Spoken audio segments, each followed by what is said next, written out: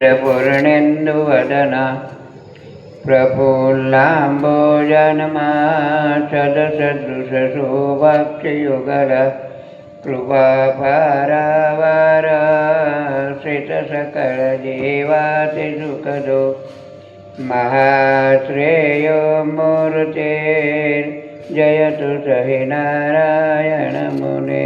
બોલો સ્વામિનારાયણ ભગવાનની. કૃષ્ણ કનૈયાલાલ કી જય. રામચંદ્ર ભગવાન કી જય. તમે ક્યારેક લગ્નમાં ગયો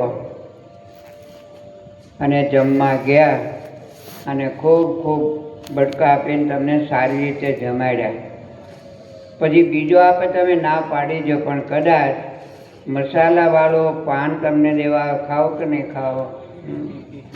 એમ તમારા પરમાર્થ પત્રાવળીની અંદર સ્વામીએ ઘણી ઘણી સારી સારી વાનગીઓ પીરસી છે, તો મારે તમને પાનબીડું ખવડાવવું છે.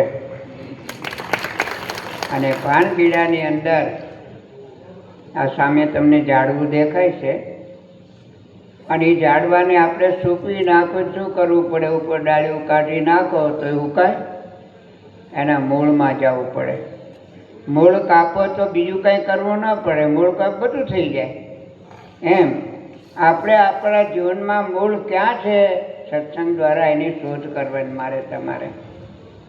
આપણા મૂળિયા આપણા આત્મામાં છે, આપણા મૂળિયા આપણા ભગવાનમાં છે. અને એટલા માટે સ્વામિનારાયણ ભગવાને શિક્ષાપત્રીની જ્ઞાનની વ્યાખ્યા કરી. જ્ઞાન એટલે આપણે બધા જ્ઞાન લેવા ગયા ને, જ્ઞાન એટલે શું? જ્ઞાનંતુ જીવ માયેશો રૂપાનામ સુષ્ટુ વેદનમ. જગદીશ, જીવ અને જગત, આ ત્રણ તત્વો છે. એ ત્રણને સારી રીતે એનું નામ જ્ઞાન છે, અને એની આખી આ દુનિયા છે. એમાં આપણો જીવ અને પરમાત્મા, અને વચ્ચે જગત છે. અને જગતના નિયંતા પરમાત્મા છે. તમારા નિયંતા કોણ છે? આપણે કોણ છે? આત્મા છે ને. સ્વામી અત્યાર સુધીની ઘણી ઘણી વાતો કરી, અને એમાં મહારાજ એમ કીધું કે સત્સંગ કરો, હા, ભક્તિ કરો, પણ કેવા ભાવથી કરો? નિજાત્માનમ બ્રહ્મરૂપમ દેહત્રય વિલક્ષણમ વિવાવ્યતેન કર્તવ્યા કૃષ્ણ ભક્તિ સવ્રદા. કાયમ માટે ભક્તિ કરો, પણ તમારી આત્માને શુદ્ધ ચૈતન્ય શુભ પ્રાવળો માનીને કરો. અને જેટલી આપણા આત્માની આપણને ઓળખાણ થશે, એટલું ઘરમાં પણ આપણને ઘણી અનુકૂળતા રહેશે. ભાવ એ જ આ જીવનનું મોટામાં મોટું સાધન છે. અને જેટલી ભગવાનમાં આપણને શ્રદ્ધા થશે, ભાવ થશે, એટલું આપણું જીવન ધન્ય ભરશે. લોચા ક્યાં છે? બધાય શરીરમાં છે ને. હા, શરીર છે તો બધું લોચા છે, પણ શરીરની અંદર જેટલી, આ શરીર કોનાથી છે, શરીર કોણે આપ્યું, અને આનું નિયંત્રણ કરનાર કોણ છે, એનું મારે તમારે થોડું ભાન હોવું જોઈએ. આ શરીરના મૂળિયા કેમાં છે? આત્મા અને ભગવાનમાં. એક લાખોપતિ માણસ હોય, મોટો બંગલો હોય, આ હોય, બધું હોય, પણ ક્યારે? આ શરીર છે તો ને. આ શરીરમાં રહેનારો આત્મા વયો જાય, પડી ગયું કે નહીં? ઝાડવું પડી ગયું, બધું હુકાઈ ગયું કે નહીં? કયો? એટલે કથા વાર્તા દ્વારા આપણે ત્રણ સિદ્ધાંત રજૂ કરવાના છે. એક આપણા આત્માની ઓળખાણ કરવાની છે, સર્વવ્યાપક પરબ્રહ્મ પરમાત્માની ઓળખાણ કરવાની છે, અને જગતના સ્વરૂપને જાણવાની વાત છે. જેના કારણે આપણે બાધિતાનું વૃત્તિ છે, જેને કારણે જન્મ અને મરણમાં આપણે બમવો પડે છે, એ કોણ છે? માયા. અને બીજું કાંઈ ન થાય તો ભગવાને તો ગીતામાં ત્યાં સુધી કીધું, ઈશ્વર સર્વભૂતાનાં મૃદ્ધે અર્જુન ધિષ્ઠતિ બ્રાહ્મયન સર્વભૂતાની અંતર્રુધાની માયા. માયારૂપી યંત્રની આરૂઢથી આખી દુનિયાનું જે સંચાલન કરે છે, એ પરમાત્મા કંઈ બહાર નથી, તમારા હૃદયમાં બેઠેલા છે. પણ હૃદયમાં બેઠેલાની જ્યાં સુધી પાછી વૃત્તિ ન વાળીએ ત્યાં સુધી ઓળખાણ ન થાય.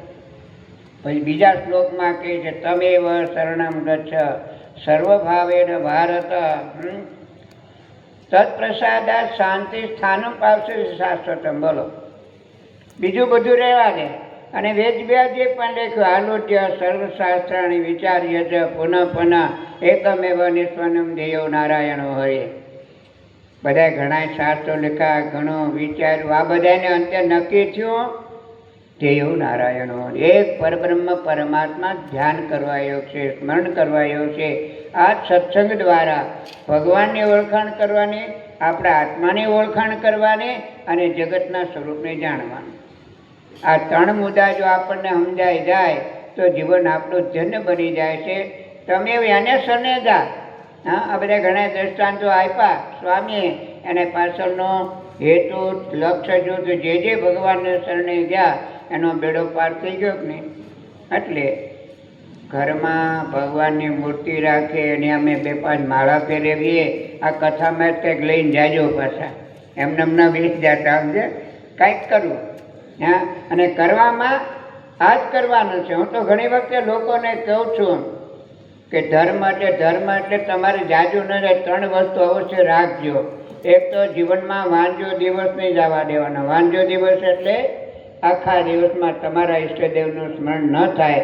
જેણે આવું શરીર આપ્યું, આવી બધાની જગતની રચના જેણે કરી, અને એને જો આપણે ભૂલી જઈએ, દુઃખ હરિજનનું દિલે ધરો છો, સુખનિધિ શ્યામ સહાયતા કરો છો, તદપી ભજન ન કરે ભાવે, નહીં નર જાતિ કુજાતિ. તે પ્રમાણે જે પરમાત્માએ આપણને આવું સરસ મજાનું જે આ દુનિયા આપણને આપી, અને એને જો આપણે ભૂલી જાય, આપણેથી બીજા કૃતજ્ઞ કોને ગોતવા જાઓ કે નહીં? ખાવાનું કોને બનાવ્યું? ખાવાની શિસ્ત વસ્તુ કોને બનાવીએ? ખાધા પછી પચાવ્યું કોને? આ કોઈની વિચાર કર્યો આપણે?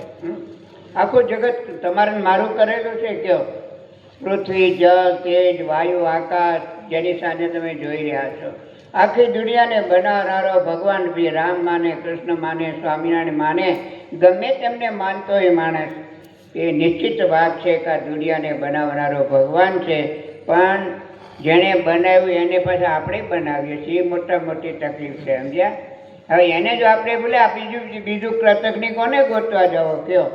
હા, જેણે આવી દુનિયા આપી, હા, અને એના પ્રતાપથી આ બધું છે ને, અને એને પાસે બી બાંયધરી આપણી આપણને, સર્વધર્માન પરિત્યજ્ય મામેકમ શરણમ વ્રજ અહમ ત્વામ સર્વ મોક્ષયામાસુ. બોલો બોલો. આ ગામમાં અમારું કોઈ સગું છે, કોઈ સંબંધી છે, છતાં જે કાંઈ તમને મોલ દેખે ને લઈને દેખાય છે, ભગવાનને લઈને છે. ભગવાનને કારણે આ બધું છે. અને તમે પણ અહીંયા આવ્યા છો સત્સંગમાં, એ પણ ભગવાનનું સ્મરણ કરવા, આત્માની વાસ્તવિકતાને જાણવા. તો આત્માની વાસ્તવિકતા એ જ છે. બધું છોડી મારે શરણે આવી ગયા, અને જે ગયા એનો બેડો પાર થઈ ગયો. જાજો સમય થઈ ચૂક્યો છે, વધારે તમને કંઈ કહેવું નથી. પણ એક વાત, વાંજો દિવસ નહીં જવા દેવાનો. આખા દિવસમાં ગમે ત્યારે એક તો સવારના પોરમાં ઉઠી અને પહેલાં સ્વામિનારાયણ, રામ, કૃષ્ણ ગમે તે યથા મામ પ્રપદ્યંતે તાન સદૈવ ભજામ્યહમ. ગીતામાં ભગવાન કહે, જે માણસ જે ભાવથી ભજે ને એની ભાવથી એને પ્રાપ્ત થાવ છો. એટલે એક વાત, પછી જમવા આવે ત્યારે થોડું ભગવાનને યાદ કરજો. આ માણસ જમતી વચ્ચે ઘણી ગાડો થાય, એમ છે, હરખો ન મળ્યો, આમ કર્યું, જેમ બોલાવતા એમાં થાય છે ને. આપણામાં 3 અવગુણો બેઠા છે: કામ, ક્રોધ અને લોભ. ત્રિવિધમ નરકદ્વેષમ દ્વારકાત્મન. 3 નરકના દ્વાર છે: કામ, ક્રોધ અને લોભ. ક્યાં કેવા એનું વિવેચન કરવાનો ત્રણે આપણી પાસે સમય નથી. પણ જમવા બેસો ને ત્યારે ભગવાનને કદાચ સારું માળું થયો, છોકરો રમતો હોય ને આનંદ કર, 2 જોરથી ડબ્બા મારશો તો રડશે નહીં. પછી આંખ કાઢીને તાપલે અડાડજો છે, ભૂંગળું શરૂ થઈ જાય કે નહીં? ડબ્બા મારવા કેવું એ ધર્મ છે, પણ લાગણી હોવી જોઈએ, એમાં પ્રેમ હોવો જોઈએ. અને પ્રેમની લાગણી કરશો તો 2 સુધરશે. અને ઓલું ક્રોધાવેશમાં કામ કરી 2 બગડશે. એટલા માટે જમતી વખતે યાદ કરવાના. પછી સુવા જાવ ને ત્યારે પણ ભગવાનને યાદ કરવાના. કાયેન વાચા મનસેન્દ્રિયર્વા બુદ્ધ્યાત્મના વા પ્રકૃતિ સ્વભાવાત કરોમિ યદ્યત સકલમ નારાયણાયથી સમર્પ્ય. હે મહારાજ, જેથી મારાથી એ કંઈ થયું દેવું તો તમારા ચરણમાં અર્પણ કરવા દેજો. હા, નકર હું થાય, કોઈ છે તુકારો કર્યો ને ધારું ન કર્યું. મને ઘણા કે સ્વામી સુખ દુઃખ એટલે મેં કીધું ધાર્યું થાય ને જે બેન નમ સુખ. હા, જોઈએ ને આપણે તમે જાણે આવ્યા ને કથા વાર્તા હારી થઈને જરા પ્રસાર કરો, મજા આવી ગઈ કે નહીં કહો? હા, એટલે ધાર્યું થાય એમને સુખ, અને ધાર્યું ન થાય, ઘરે કીધું આવું કરજો ને તેવું એવું હોય તો તમને મજા આવે, પણ ન હોય તો દુઃખ થવાનું છે. એટલે સુખ દુઃખની વ્યાખ્યા આ છે. એટલે સૂતી વખતે પણ ભગવાનને યાદ કરવાના. બહુ સારું છું. ભાનુ સ્વામીએ બહુ સરસ મજાનું સત્સંગનું આયોજન કર્યું અને તમે બધા એમાં હાજરી આપી. પણ હાજરીમાં મેં કીધું ને 3 સૂત્ર યાદ રાખજો, જાજુ ન મળે તો કાંઈ નહીં. હા, તમે એટલે આવ્યા છો ને, જાજુ લાંબુ નથી મારે તમને કહેવું, પણ આ 3 સૂત્ર યાદ રાખવાના. કોઈ દિવસ વાંધો દિવસ નહીં જવાનો, અને ખાતી વખતે ભગવાનનું નામ લેવાનું, સૂતી વખતે આ બધી રીતે અને એને અર્પણ કરશો કે બધું આપણું કામ કરી નાખશે. સમજ્યા? શું થાય? ભગવાનને સમર્પિત શું થાય? શાંતિ મળશે અને સ્થાન પ્રાપ્ત થતી શાશ્વત. શાશ્વત જે મારું સ્થાન છે, યદગત્વા નાનિવર્તન્તે તદ્ધામ પરમમાં, જ્યાંની પાછું અવાતું નથી એ ધામની તમને બે વસ્તુની ફાયદા છે એનાથી આપણને. એક તો શાંતિ, આ દુનિયામાં શાંતિ. શું કરવા? અશાંતિ આવે છે શું કરવા? કે આપણે આપણા રૂપને ને ભગવાનને ઓળખ્યા નથી એટલે અશાંતિ આવે. બોલવામાં, હાલવામાં, ચાલવામાં જેટલો અવિવેક કરીએ છીએ ને એ જ નડે છે. સત્સંગ છે વિવેક આપે છે, અને વિવેકમાં એટલી વસ્તુ જો આપણને યાદ રહી જાય તો ખરેખર આપણો બેડો પાર થઈ જાય. ભગવાનને પ્રાર્થના કરું છું તમારા બધાની અંદર આ બધું ઉતરે, અને સર્વેત્ર સુખીન સંતુ, સર્વે સંતુ નિરામયા, સદ્રે ભદ્રાણી પશ્યંતુ મા કચિત દુઃખ ભાગ ભવે. બોલો સ્વામિનારાયણ ભગવાનની જય.